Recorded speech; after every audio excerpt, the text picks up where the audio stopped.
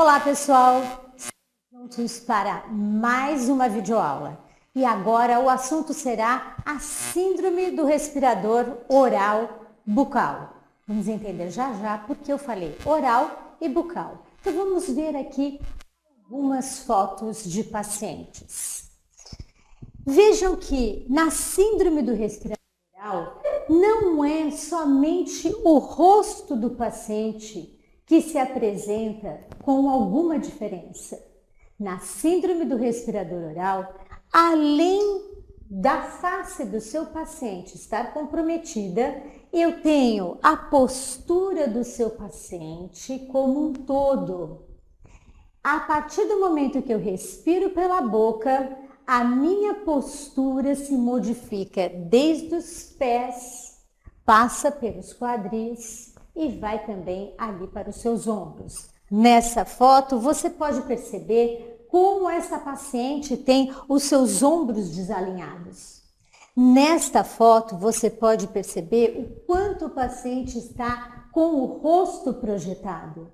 E aqui a desorganização desta paciente, mesmo ela estando de costas, você consegue perceber que ela está com um abdômen proeminente. E esse abdômen proeminente é que vai fazer parte da nossa conversa da síndrome do respirador oral e bucal. Então agora vamos entender por que oral e por que bucal. Os dois estão certos.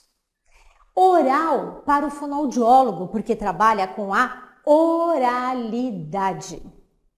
Bucal para os odontólogos, porque trabalham com a boca.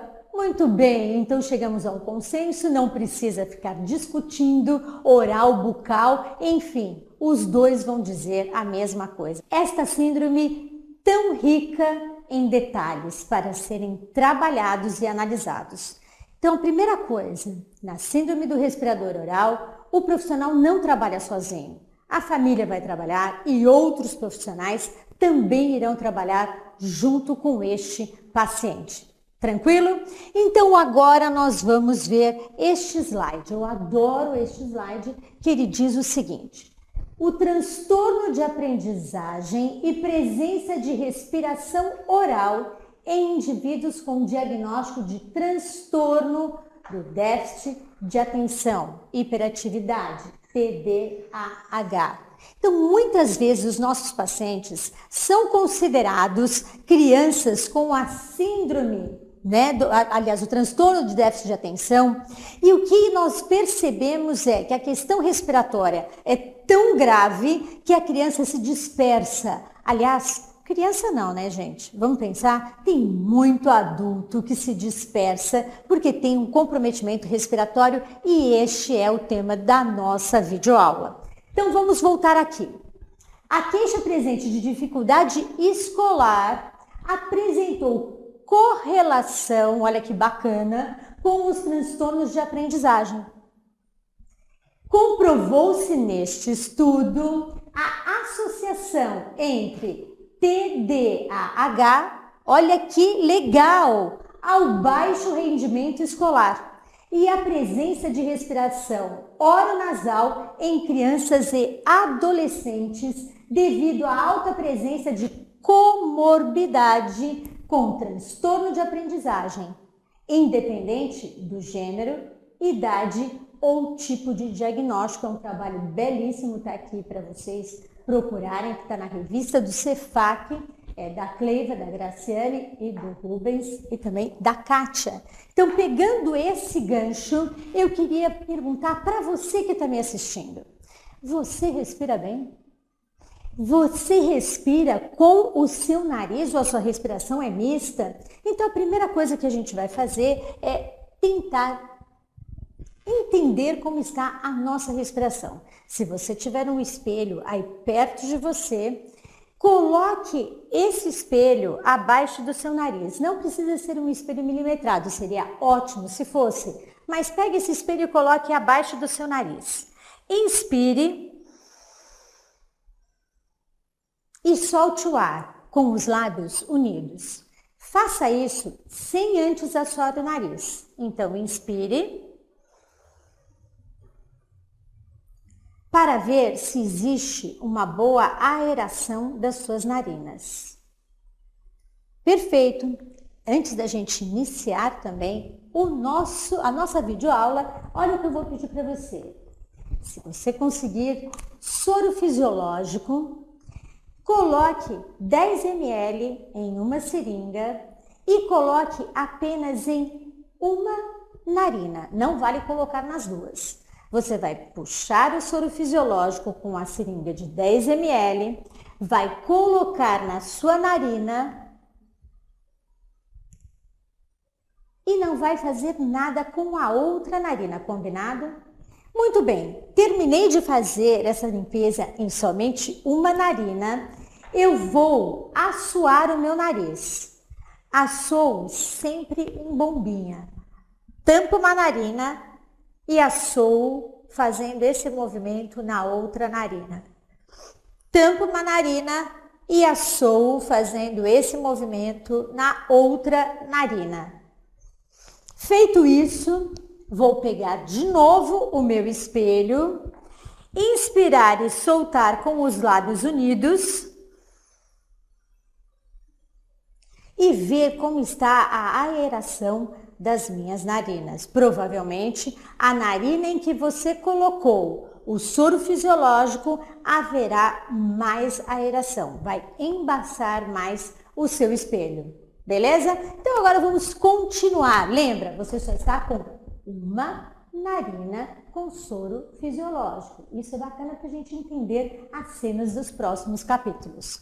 Vamos lá então para essa síndrome do respirador oral bucal que a gente já entendeu o motivo pelo qual chamamos oral ou bucal. Existem alterações físicas estruturais do sistema estomatoglosso-gnático. Existe aí uma parafunção, hábitos deletérios. Nós vamos falar sobre a prevenção e os comprometimentos. Vamos entender o porquê da necessidade de um tratamento multidisciplinar e a terapia fonoaudiológica, que eu sei que todo fonoaudiólogo adora isso. Qual o exercício que eu vou dar, qual isso, qual aquilo, tal, mas eu gosto de chamar a atenção de vocês e assim. Materiais são ótimos para ter em consultório, mas se você não souber o que fazer com eles, o porquê e como executar esses exercícios, não adiantou nada a sua terapia. Então, nosso objetivo aqui nessa videoaula é fazer com que você pense, tenha um raciocínio clínico e aí sim, possa trabalhar com os diversos tipos de paciente e suas síndromes respiratórias, beleza? Então vamos lá. Para esquentar os motores, eu vou colocar este vídeo e não irei falar nada durante o vídeo. Assim que terminar, eu converso com vocês, combinado? Por favor, prestem atenção, porque aqui é o tema da nossa aula. A respiração bucal e suas consequências ao longo da vida. O modo natural de respirar é pelo nariz. Todavia, algumas pessoas desenvolvem um crescimento anormal das glândulas alveolares que ao longo do tempo obstruem total ou parcialmente a passagem do ar pelo nariz. Instintivamente a pessoa começa a respirar pela boca. Devido a isso, a boca fica sempre ligeiramente aberta e a língua se afasta do céu da boca e se espalha por sobre os dentes inferiores. A respiração pelo nariz promove o correto equilíbrio de forças musculares entre a língua e as bochechas, mantendo a correta forma do arco dentário. Já a respiração pela boca provoca o desequilíbrio dessas forças, deformando o arco dentário no formato de uma letra V. Isso também acarreta o que chamamos de deglutição atípica, ou seja, engolir errado, pois a língua se espalha para os lados, mantendo a boca entreaberta, causando ao longo do tempo a extrusão dos dentes anteriores. O resultado disso é a deformação do arco dentário inferior, causando um degrau entre os dentes anteriores e posteriores. Os dois arcos dentários, deformados devido à respiração bucal, causam contatos prematuros entre os dentes superiores e inferiores, fazendo com que a mandíbula se desloque para trás. Quando isso acontece, o disco articular, aqui representado na cor azul, se desloca para frente, permitindo um contato direto entre os ossos, o que pode causar dor. Cada vez que a pessoa movimenta a mandíbula, o disco articular azul corre e descobre a articulação entre os ossos, causando um som de clique. A posição errada da mandíbula também pode causar dor nos demais músculos da cabeça e enxaquecas. A mastigação feita em contato incorreto entre as arcadas dentárias causa o desgaste nas superfícies mastigatórias dos dentes, além de piorar a condição geral de integridade funcional.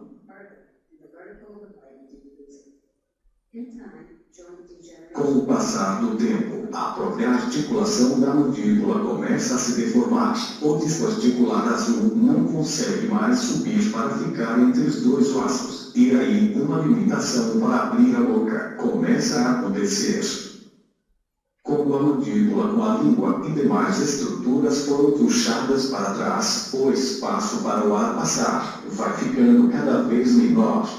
Para compensar isso, a pessoa inclina a cabeça para frente, estressando a coluna vertebral e os músculos do pescoço, causando dor generalizada em toda a região. Informou Clínica Lira. Muito bom. Deu para vocês perceberem a complexidade que é respirar pela boca. Então vamos continuar que durante toda essa videoaula você irá entender essas desordens e como trabalhar com as mesmas. Perfeito? Então vamos lá.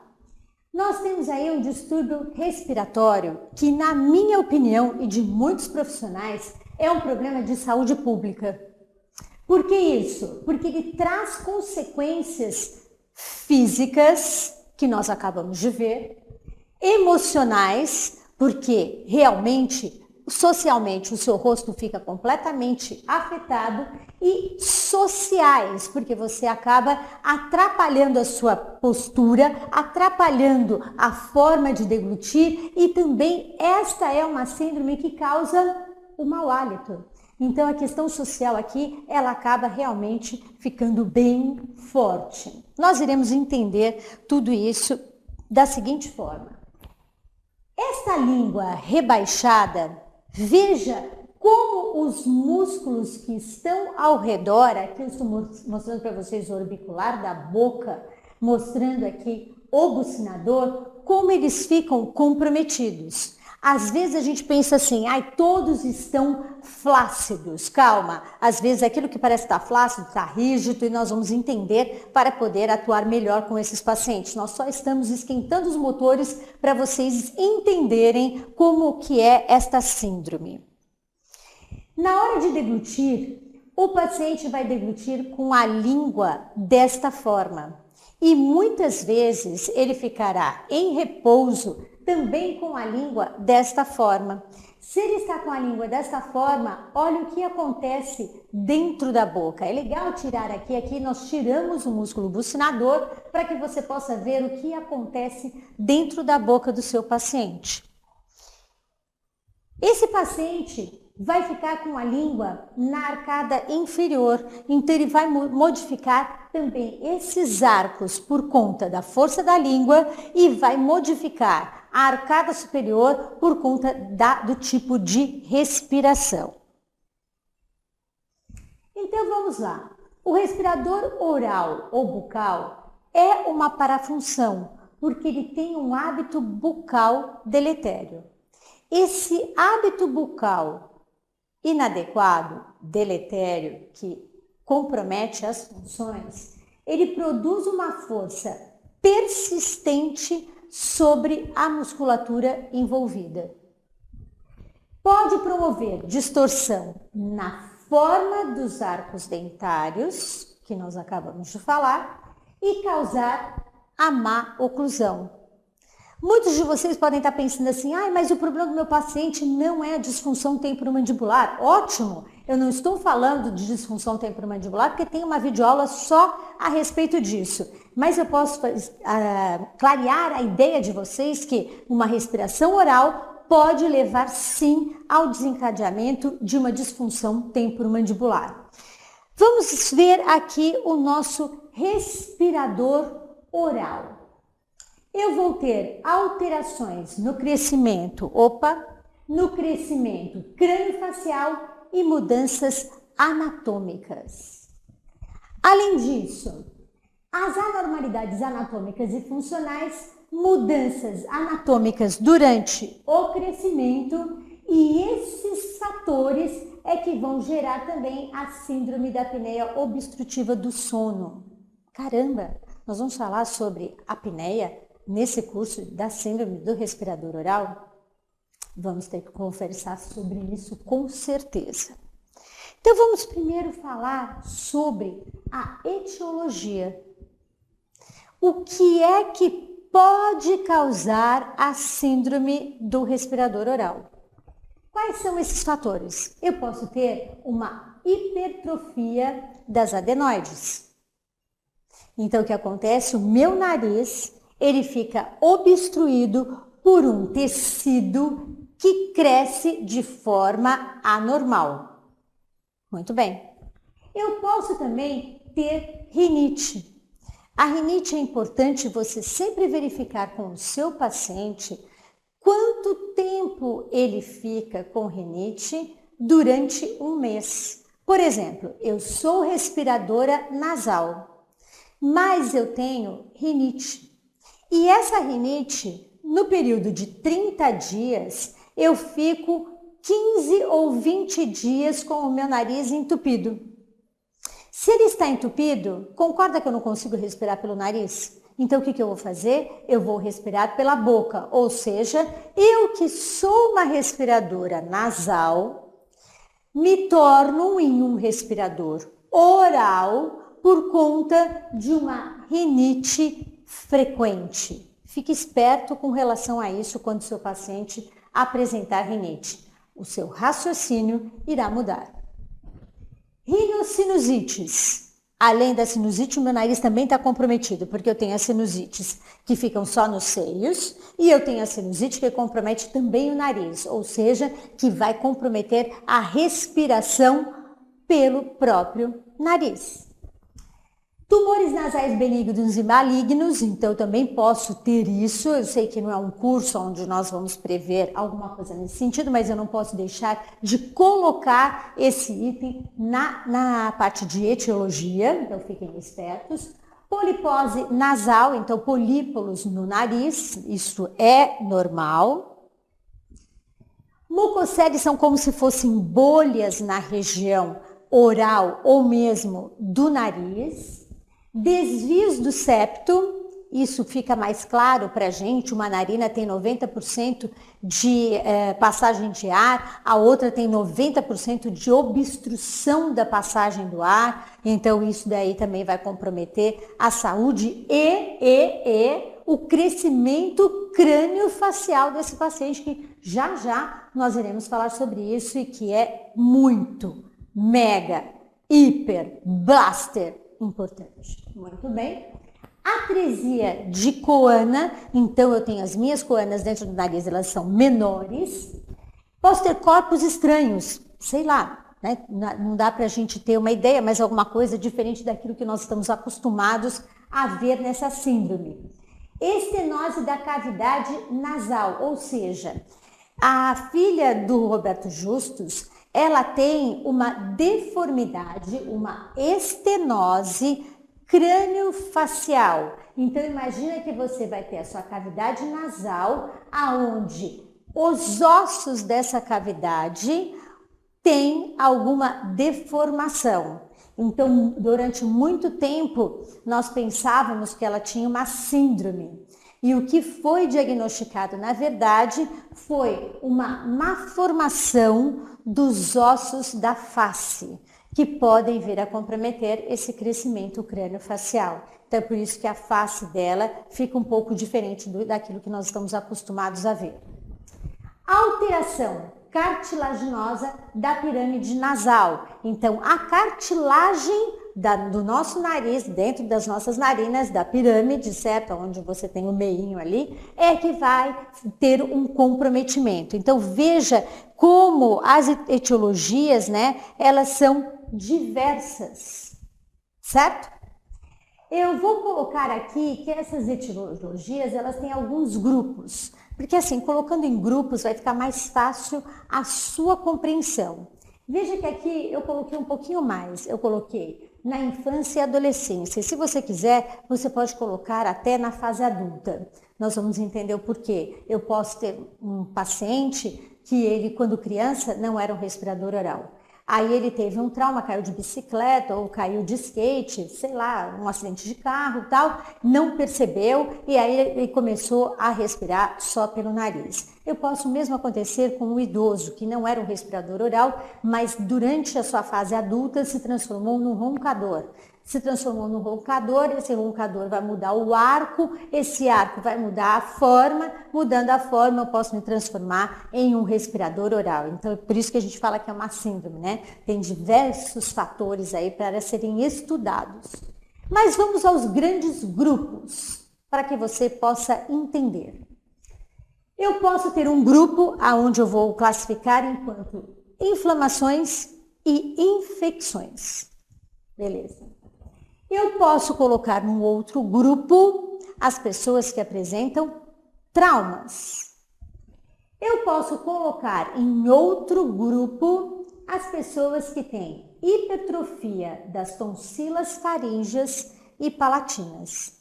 E aqui é o que a gente verifica muito no social e verifica muito no consultório. O que é isso? Eu tenho minhas amígdalas hipertróficas. Vamos supor.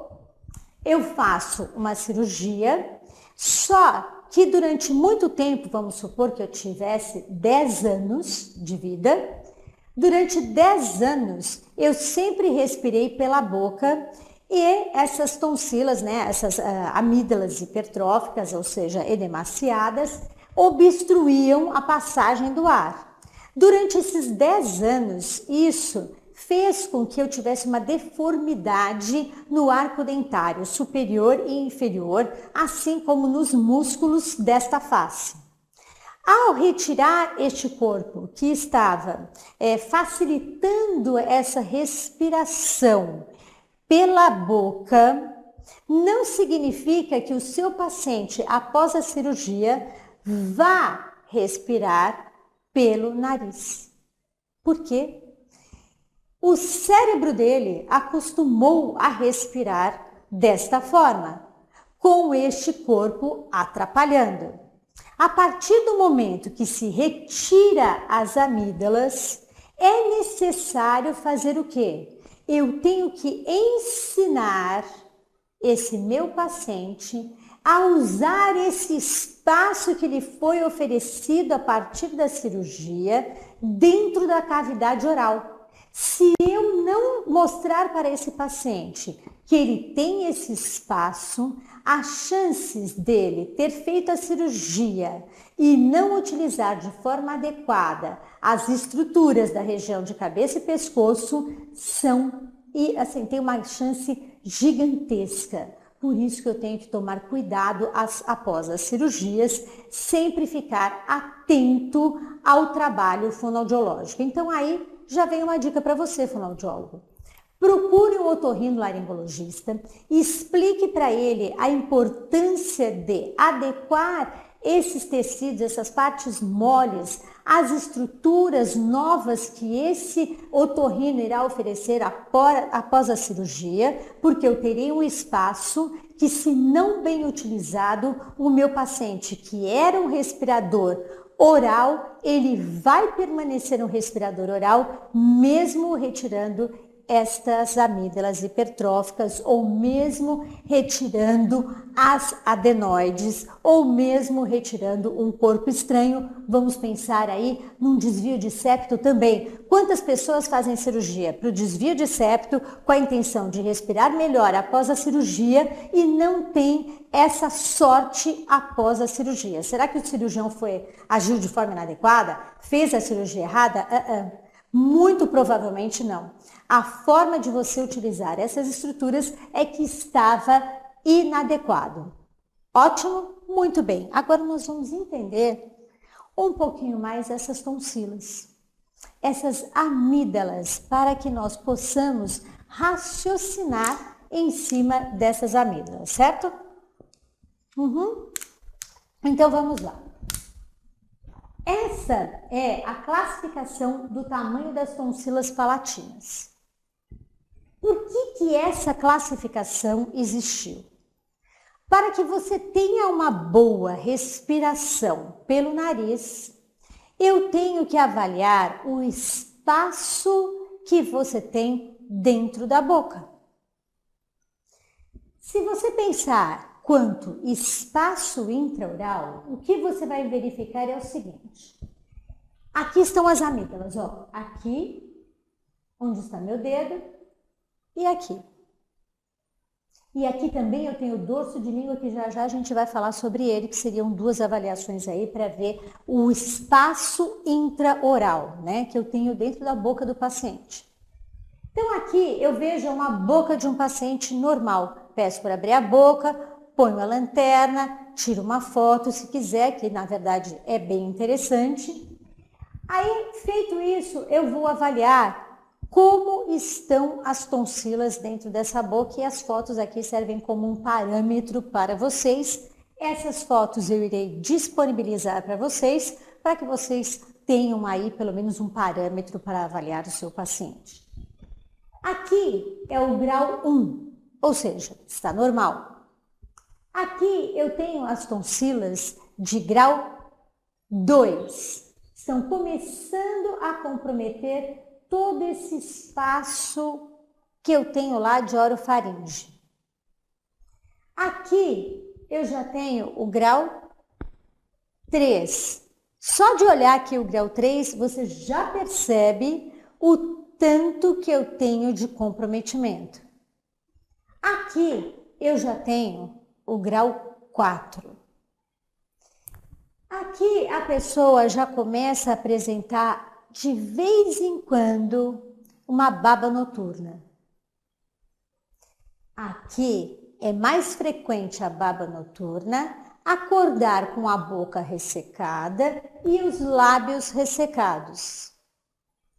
Aqui um sono agitado, acorda com frequência, não consegue descansar, os olhos ficam comprometidos, mas isso também são as cenas dos próximos capítulos. É só para você esquentar mais aí os motores.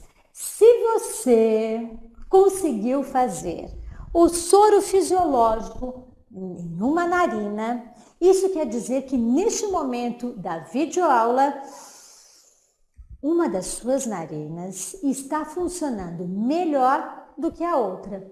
E você sabia que o soro fisiológico, quando colocado em uma das narinas, e lógico, desculpa, nas duas narinas, vamos dizer assim, você consegue oxigenar melhor o seu cérebro. Se você consegue oxigenar melhor o seu cérebro, adivinha o que acontece? Você consegue se concentrar melhor, você consegue até ser mais criativo. E é isso que eu quero, que você fique comigo esse tempo todo da videoaula, prestando muita atenção neste curso. Continuando, nós vamos falar sobre as repercussões sistêmicas, ok? Então vamos lá. Eu vou ter um comprometimento do sistema respiratórios, que até aí ficou mais tranquilo e você entendeu. Nós vamos ter um comprometimento do sistema cardiovascular.